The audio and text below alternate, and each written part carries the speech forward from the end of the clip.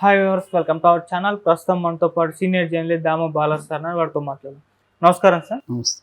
Sir, AP elections అయిపోయాయి కదా. ఒక సెఫాలజిస్ట్ సంజయ్ అనే వ్యక్తి సర్వే నిర్వహించాడు. ఆ సర్వే రిజల్ట్స్ని అనౌన్స్ చేస్తారని చెప్తున్నారు. మరి ఆ సర్వే ఏం చెప్తుంది? ఎవరు అధికారంలోకి రాబోతున్నారు అంటున్నారు? మనం యాక్చువల్గా ఎన్నికల తర్వాత దాదాపు 6 సర్వేల గురించి నేను చెప్పాను.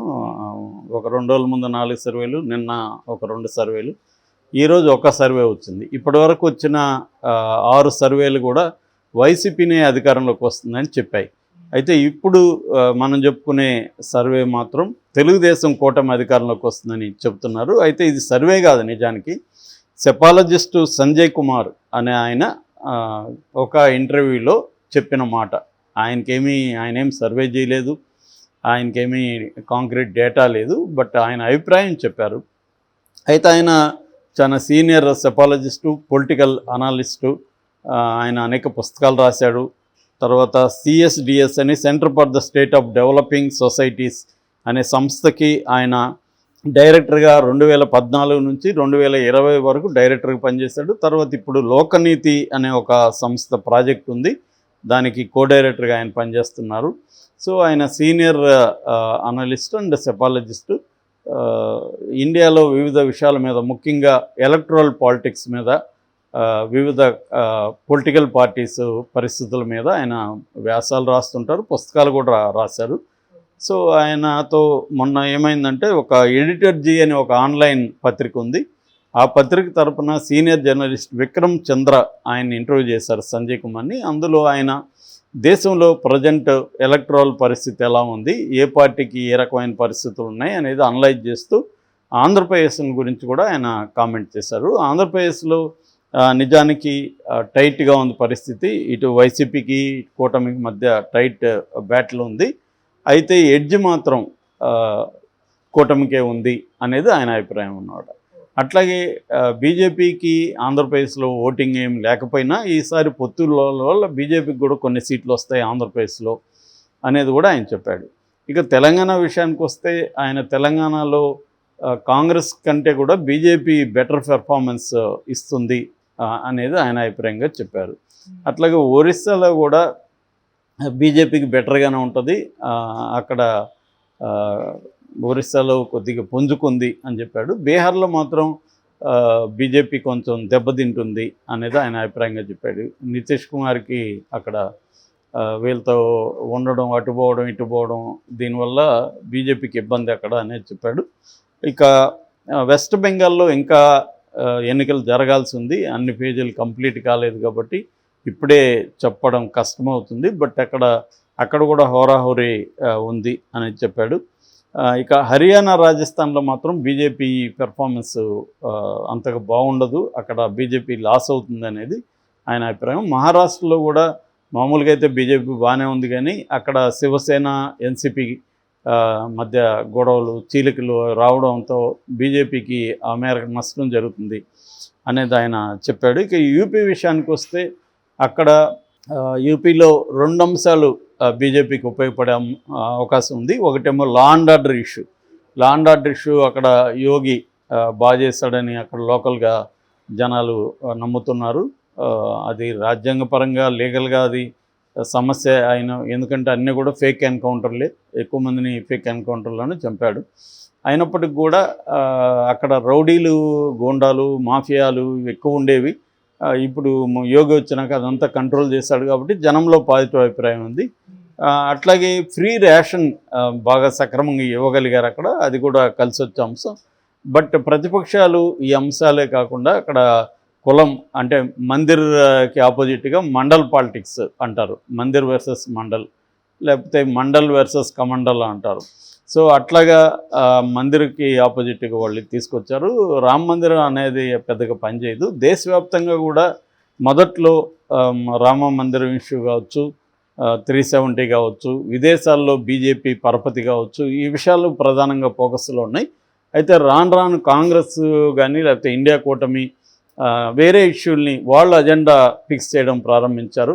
అంటే ప్రధానంగా రిజర్వేషన్లు ఎత్తేస్తారని, అట్లాగే మళ్ళీ బీజేపీలోకి వస్తే ఇంక మీదటి ఎన్నికలు ఉండవు, డిక్టేటర్షిప్ అయిపోతుందని, తర్వాత రాజ్యాంగాన్ని వీళ్ళు మార్చేబోతున్నారని, ఇట్లాంటి ఒక నెరేటివ్ని ఇండియా కూటమి బలంగా జనంలోకి తీసుకెళ్ళగలిగింది. అట్లాగే రియల్ ఇష్యూస్ అయిన ప్రజలకి నిత్యావసర ధరలు పెరగడం కావచ్చు, ఇవన్నీ కూడా పనిచేస్తున్నాయి. సో ఇప్పుడు అజెండా అనేది మెల్లమెల్లగా మారిపోయింది అనేది కూడా ఆయన వ్యక్తం చేస్తున్నాడు. ప్రధానంగా బీజేపీ అధికారంలోకి వస్తే రిజర్వేషన్లు ఎత్తేస్తారు, రాజ్యాంగాన్ని మార్చేస్తారు, మోడీ ఒక నియంతలాగా మారిపోతాడు, ఇది మెల్లగా ప్రెసిడెన్షియల్ రూల్లోకి వెళ్తుంది అన్న నెరేటివ్ జనంలోకి వెళ్ళింది. అందుకని మోడీ ఈ మధ్య టోన్ మార్చి ముస్లింలకి సపోర్టివ్గా మాట్లాడుతున్నాడు, నేను ఇప్పుడు అన్నాను అనేసి యూటర్న్ తీసుకున్నాడు. సో ఇవన్నీ చేయడం, అట్లాగే కేజ్రీవాల్ బయట రావడంతో ఆయన మోడీ వర్సెస్ యోగి అనే ఒక నెరేటివ్ని బలంగా తీసుకొచ్చాడు. ఆల్రెడీ యోగికి రాజ్పుట్ మద్దతు ఉంది. రాజ్పుట్లో ఆల్రెడీ బీజేపీ పట్ల కొంత అయిష్టంగా వ్యతిరేకంగా ఉన్నారు. సో ఈ అంశాలన్నీ కూడా బీజేపీకి ఇబ్బంది కలిగించేవే. అయితే బీజేపీ గవర్నమెంట్ ఫామ్ చేసే అవకాశం అయితే ఉందనేది కూడా సంజయ్ కుమార్ చెప్పాడు.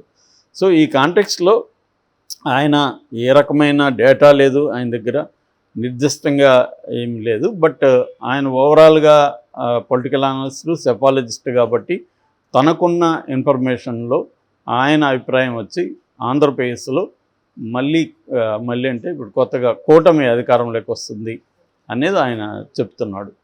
మరి ఆయన ఏమి సీట్ల సంఖ్య కానీ ఎన్ని వస్తాయి మెజార్టీ ఇవేం చెప్పలేదు. ఎడ్జ్ ఉందన్నాడు, అది కూడా కంఫర్టబుల్గా గ్యారంటీగా గెలుస్తుందని కూడా లేదు, టైట్గా అయితే ఉంది. ఎడ్జ్ మాత్రం వీళ్ళకు ఉందని మొదటి నుంచి కూడా మనం అనేకసార్లు చెప్పుకున్నాం. టైట్ ఉందని రెండు వైపులా ఒప్పుకుంటున్నారు. ఎడ్జ్ మాకే ఉందని వైసీపీ అంటుంది, ఎడ్జ్ మాకే ఉందని తెలుగుదేశం కూటమి అంటుంది. ఇది ఇప్పుడు కూడా ఎలక్షన్ తర్వాత కూడా ఇదే జరుగుతుంది. అందుకని ఇప్పుడు ఏ పార్టీలు కూడా స్ట్రాంగ్గా మేమే గెలుస్తామని డిక్లేర్ చేసే పరిస్థితిలో లేరు. ఒకవేళ చేసినా కూడా వాళ్ళ ఇంటర్నల్గా తీసుకున్నప్పుడు ఎక్కడో వాళ్ళు కొంతసేపు మాట్లాడిన బిగినింగ్లో మనమే వస్తున్నాం సార్ అని వస్తారు, కాసేపు మాట్లాడినాక మనం అది మాకు కూడా కొద్ది కన్ఫ్యూజన్ అయితే ఉంది సార్ అని ఒప్పుకుంటున్నారు. సో ఈ కన్ఫ్యూజన్ అయితే రెండు వైపులా ఉంది, చెప్తున్నారు కానీ ఎవరు కూడా కాంపిటెంట్కి లేదు. మనకి జూన్ 1 ఈవినింగ్కి 6:30 తర్వాత ఆ రోజుకి కొంత ఎగ్జిట్ పోల్స్ వస్తాయి కాబట్టి అప్పుడు కొద్దిగా మనం కాన్ఫిడెన్స్ రావచ్చు, అంటే ఎవరి వైపు మొగ్గుంది అనేది అర్థమవుతుంది. కనీసం అది కూడా 100% చెప్పలేము, ఎందుకంటే లాస్ట్ టైం ఛత్తీస్గఢ్లో ఫెయిల్ అయినాయి ఎగ్జిట్ పోల్స్. ఛత్తీస్గఢ్లో మళ్ళీ కాంగ్రెస్ వస్తుందంటే రాలేదు అక్కడ.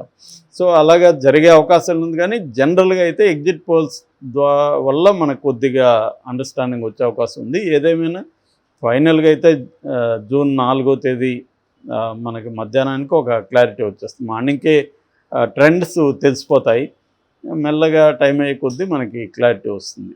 సో ఈ సంజయ్ కుమార్ ఇది చెప్పడం, దీన్ని ఇప్పుడు తెలుగుదేశం వాళ్ళు దీన్ని ప్రచారంలోకి తీసుకున్నారు. ఈనాడు డీటెయిల్గా రాసింది, సంజయ్ కుమార్ చెప్పాడు మాదే వస్తుందని. మొన్న కూడా మనం చెప్పుకున్నాం ఆల్రెడీ, ప్రశాంత్ కిషోర్ కూడా రెండోసారి కూడా చెప్పాడు ఖచ్చితంగా మరి జగన్ అధికారంలోకి అయితే రాడు, ప్రతి ఒక్కరు కూడా మేము అధికారంలోకి రామని ఎవరు ముందు చెప్పరు, మేమే వస్తున్నామని అందరూ చెప్తారు. రాహుల్ గాంధీ కూడా మేమే గవర్నమెంట్ ఫామ్ చేయబోతున్నామని చెప్తున్నాడు. కాబట్టి ఎవరైనా, నేను అనేక ఎన్నికలు చూశాను, ఎవరు కూడా ఎన్నికల ముందు చెప్పరు. బట్ నాకు తెలుసు, నేను 100% చెప్తున్నా, జగన్ రాడు, 50 కూడా రావు జగన్కి అనేది అతను చెప్తున్నాడు. అంటే మిగతా వాళ్ళన్న టైట్ కాంటెస్ట్ అని చెప్తున్నారు, కానీ ప్రశాంత్ కిషోర్ మాత్రం 50 కూడా రాదని చెప్తున్నాడు. అంటే మరి అతని కాన్ఫిడెన్స్ ఏంటి, అతనికి ఉన్న డేటా ఏంటి అనేది తెలియదు మనకి. 4వ తేదీ తర్వాత ఇవన్నీ మనం మళ్ళీ ఒకసారి సమీక్షించుకుంటే ఎవడు చెప్పింది కరెక్ట్ అనేది అప్పుడు తేలుతుంది ఎలాగో. ఎందుకంటే ఇప్పుడు ఏమైనా చెప్పచ్చు, ఫైనల్గా చెప్పడానికి ఏముంటుంది, నా ఇష్టం వచ్చింది చెప్పచ్చు, రేపు తేలుతుంది కదా. మనం చెప్పడానికి మనకున్న బేస్ ఏంటి, మనది ఎంత మాత్రం క్రెడిబిలిటీ ఉంది మనం చెప్పడం. సో ఇప్పుడు ప్రశాంత్ కిషోర్ అనుకున్నట్టుగానే జరిగితే మాత్రం అతని క్రెడిబిలిటీ విపరీతంగా లేస్తుంది, జరగకపోతే మాత్రం అతని క్రెడిబిలిటీ దారుణంగా పడిపోతుంది. ఆల్రెడీ ఇక్కడ అతను పడిపోయింది. యాక్చువల్గా ఇక్కడ కేసీఆర్ వస్తాడని చెప్పాడు, కేసీఆర్ రాలేదు. అట్లాగే ఈ మధ్య చాలా చోట్ల అతను ఫెయిల్ అయ్యాడు, ఎందుకంటే అతను గ్రౌండ్లో లేడు, అతని టీం ఏమి వర్క్ చేయట్లేదు. అతను పని చేసుకుంటే చంద్రబాబు అతన్ని కన్సల్టెంట్గా పెట్టుకున్నాడు. సో కన్సల్టెంట్ పెట్టుకున్నాడు కాబట్టి చంద్రబాబు గెలుస్తాడని చెప్పడంలో ఆశ్చర్యం ఏం లేదు.